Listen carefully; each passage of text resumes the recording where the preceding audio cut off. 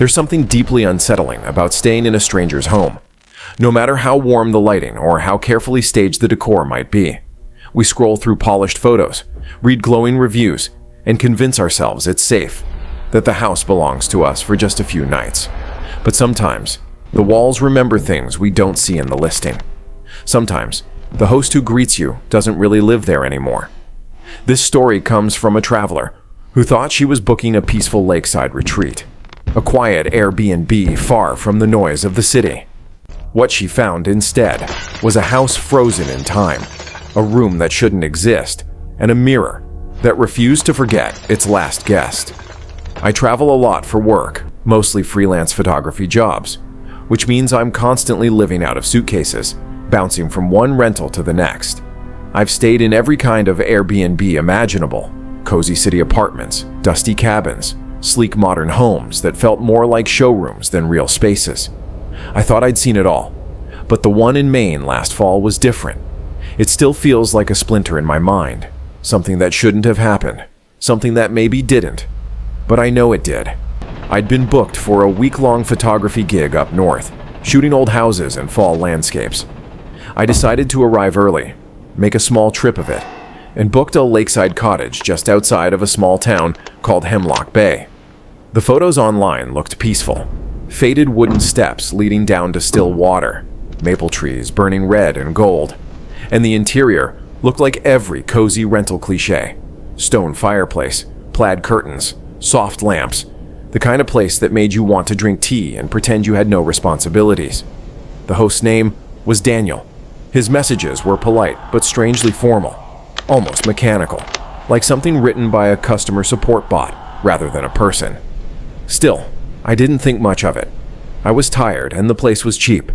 When I arrived, the air felt strange. It wasn't the cold. I'm used to that in Maine. But something metallic, like the smell of wet coins or rust. The trees surrounding the property were so dense that they seemed to swallow the sound of the world. Even the lake barely moved.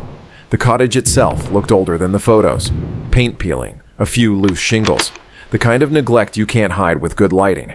Inside, though, it was spotless. Every surface gleamed. The bed was perfectly made.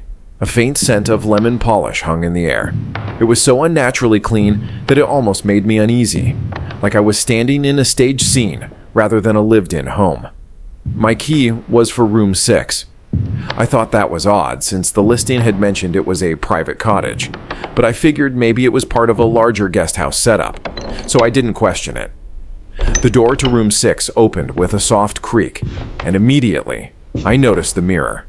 It hung directly across from the bed, a tall, oval mirror framed in dark wood carved with twisting vines and tiny leaves. So intricate, it looked almost alive.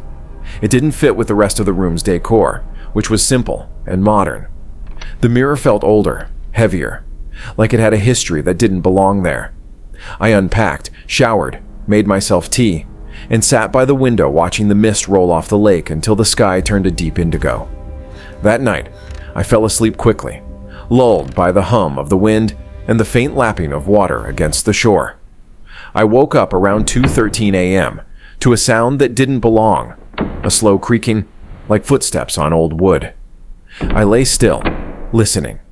The sound moved from the hallway to just outside my door, then stopped. The doorknob turned slowly, hesitantly, like someone testing it. My breath caught. I called out softly, "Hello?" But there was no reply, just silence. Then, as I sat up, the mirror across from my bed flickered, like a light had passed through it. Only there were no lights on. I grabbed my phone, used the flashlight, and checked the room. The door was still locked from the inside. Everything was in place. I told myself it was the wind, an old door warping with temperature changes. I even laughed a little at how fast my heart was pounding. Still, I dragged the chair across the room and wedged it under the doorknob before trying to sleep again. The next morning, I texted Daniel about what happened. He replied within seconds. "Apologies. The house is old. It tends to make noises at night. You'll adjust." There was something about the wording that unsettled me. Not what he said, but how quickly he'd responded, like he'd been waiting for the message. That day passed uneventfully. I took photos of the lake, the trees, the empty roads, but I couldn't shake the feeling that someone was watching me.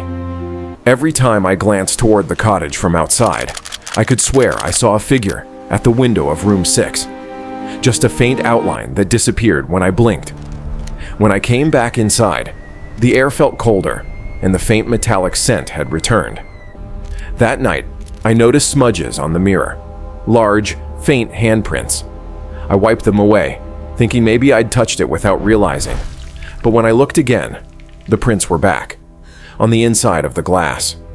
I stared, my throat tightening. My reflection looked slightly off. Subtle things like the angle of my head or the way the light fell behind me. Then I noticed the bed and the reflection wasn't empty. The blanket was indented, as though someone were sitting there.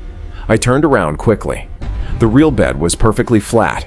When I looked back at the mirror, the indentation was deeper, and something faintly pale seemed to press against the glass, like a shape moving closer from the other side. I stumbled backward, grabbed my phone, and snapped a photo before running out of the room. I spent the night in my car in the driveway, headlights on, staring at the dark windows of the cottage until dawn. When morning came, I checked my phone. The photo was there. My reflection sat on the edge of the bed, but beside me, faint but distinct, was the figure of a man. He was tall, bald, wearing what looked like an old-fashioned suit, his face pale and expressionless. The moment I saw him, my phone screen flickered and went black. When I turned it back on, the image was gone. Panicking, I drove into town and found the local diner. I asked about the Airbnb, about Daniel.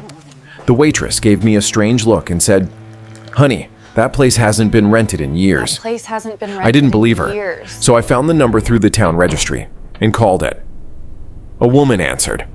When I explained who I was, she went quiet for a long moment before saying, "You must have stayed at the old listing.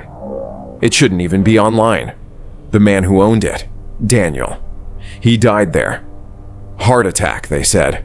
Found him in room 6, sitting right there in front of that big mirror he loved so much." My mouth went dry. I asked what happened to the property. "It's been empty ever since," she said softly. The mirrors were supposed to be removed, but one kept showing back up. When I drove back later that day with the sheriff, the cottage looked abandoned, dusty, empty, the air thick and cold. No furniture, no bed, no mirror, just faint marks on the floor where something heavy had once stood, and the outline of a rectangle on the wall where light refused to touch. I left that same afternoon, didn't even collect the rest of my things. That night, I stopped at a gas station a few miles away, still shaken. I pulled out my phone to check my messages. The screen flickered once, then steadied. For a brief second, it went black, and in the reflection, I swear I saw him again, sitting on the bed behind me, staring, waiting. I smashed the phone that night, but it didn't help. Sometimes, when I catch my reflection in a dark window or the glossy surface of a photo, I see the faintest outline of a man in a suit sitting just behind me. I never book Airbnbs anymore. I don't trust empty houses, and I never, ever sleep in rooms with mirrors.